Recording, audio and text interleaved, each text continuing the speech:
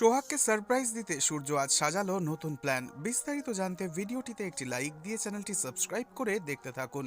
সেদিন সকালে তুচ্ছ একটা বিষয় নিয়ে সূর্যের সাথে সোহাগের কথা কাটাকাটি শুরু হয়ে গেল। সূর্য রাগের মাথায় বেশ কিছু কড়া কথা শুনিয়ে বাড়ির বাইরে চলে যায়।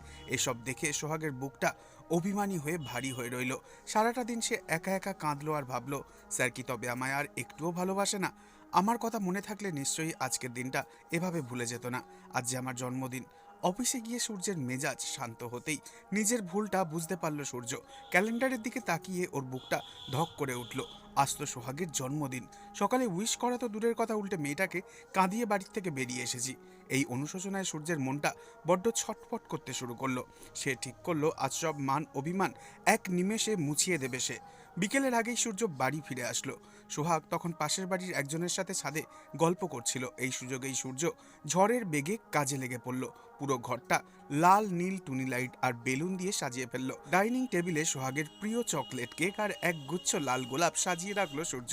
ঘরের মাঝখানে বড় বড় করে লিখলো, শুভ জন্মদিন সোহাগ, আমাকে ক্ষমা করে দিও।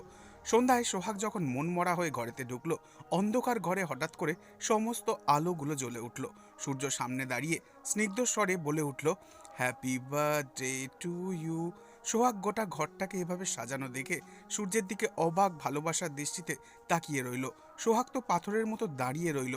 সব কষ্ট, সব অভিমান যেন এক পলকেই কর্পূরের মতো উবে গেল। সে এক দৌড়ে গিয়ে সূর্যকে জড়িয়ে ধরল। কান্নার বদলে এবার তার মুখে ফুটে উঠল এক চিলতে অমলিন হাসি। মিটে গেল সব ভুল বোঝাবুঝি। ঘর ভরে উঠল নতুন করে ভালোবাসার গন্ধে।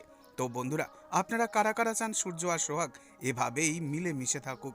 অবশ্যই কমেন্ট করে জানাবেন। আর নেক্সট আপডেটের জন্য সাবস্ক্রাইব করতে ভুলবেন না যেন। ধন্যবাদ।